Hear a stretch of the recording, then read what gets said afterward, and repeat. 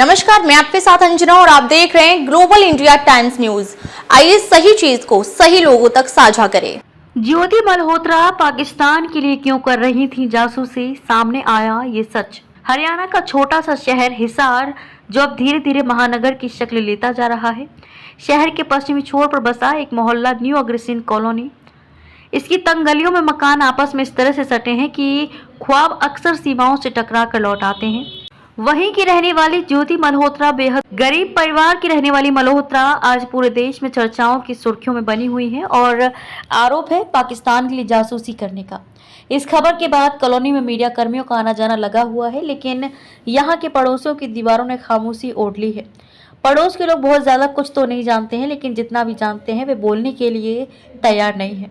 उनके मन में एक अज्ञात भय है कि देश के खिलाफ साजिश रचने के आरोप के छींटे कहीं उनके ऊपर ना आ जाएं। हमारी गाड़ी ज्योति मल्होत्रा के घर से करीब 200 मीटर दूर होगी। हम उसके घर का पता पूछने के लिए कई लोगों से कोशिश करते रहे, लेकिन किसी ने जवाब नहीं दिया। बहुत हिम्मत जुटाकर एक चौक पर ताश खेल रहे कुछ लोगों से पूछा कि ज्योति मल्होत्रा का घर कहाँ है। उसमें से एक अधेड़ व्यक्ति ने बताया कि अगली गली में दाहिने मुड़ना। हमने पूछा, आप जानते हो ज्योति को? उस अधेड़ व्यक्ति ने जवाब दिया कि उसने काम ही ऐसा किया है कि उसे सब जानने लगे, लेकिन पहले कोई नहीं जानता था। उसके चेहरे पर शर्म और गुस्सा का बराबर अनुपात में दिख रहा था। ज्योति के घर पहुंचने पर देखा कि पड़ोस के लोग खिड़कियों से आते जाते लोगों को निहार रहे थे। ज्योति के घर का दरवाजा बंद था। बैल बजाने पर ज्योति के पिता ने दरवाजा खोला और परिचय सुनने के बाद बिना बोले बैठने का इशारा किया। लगभग 50 गज का ज्योति का मकान सोशल मीडिया पर दिख रही तस्वीरों से बिल्कुल मेल नहीं खाता है। ज्योति के पिता हरीश कुमार ने बताया कि वह पहले फर्नीचर पॉलिश का काम करते थे, जो बहुत दिनों से छोड़ दिया है। इसके अलावा इस मकान में ज्योति के ताऊ कुशल सिंह रहते हैं, जो बिजली बोर्ड में काम करते थे। वे मानसिक रूप से बीमार हैं। ज्योति की गिरफ्तारी के बाद इस मकान में सिर्फ ज्योति के पिता हरीश कुमार और उसके ताऊ कुशल सिंह ही हैं। उन्होंने बताया कि कुशल की पेंशन से घर का खर्च चलता है। ज्योति के पिता हरीश ने बताया कि ज्योति जब लगभग 3 साल की रही होगी तभी उसकी मां से उनका तलाक हो गया। इसके बाद उसकी दादी ने उसका पालन पोषण किया। लगभग वह 8वीं कक्षा में रही होंगी कि उसकी दादी की तबीयत खराब हुई और उनकी मृत्यु हो गई।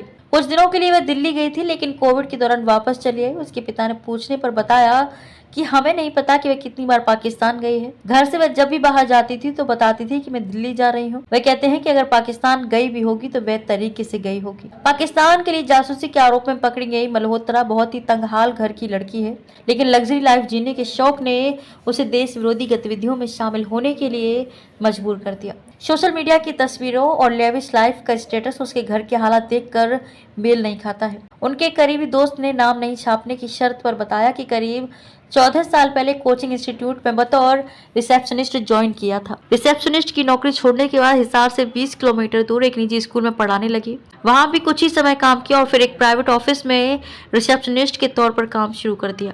उनके पिता का कहना है कि बेटी पढ़ाई के कुछ समय बाद ही नौकरी करने लगी थी। वह ज्यादा वक्त दिल्ली में रहती है और हिसार कम आती थी। ज्योति मल्होत्रा साल 2018 को अपना पासपोर्ट बनवाया था। इसके बाद 3 बार पाकिस्तान यात्रा कर चुकी हैं। वहां लाहौर समेत कई स्थानों की यात्रा की। वहां से जुड़े ट्रैवल ब्लॉग और वीडियो बनाकर सोशल मीडिया पर डाले हैं।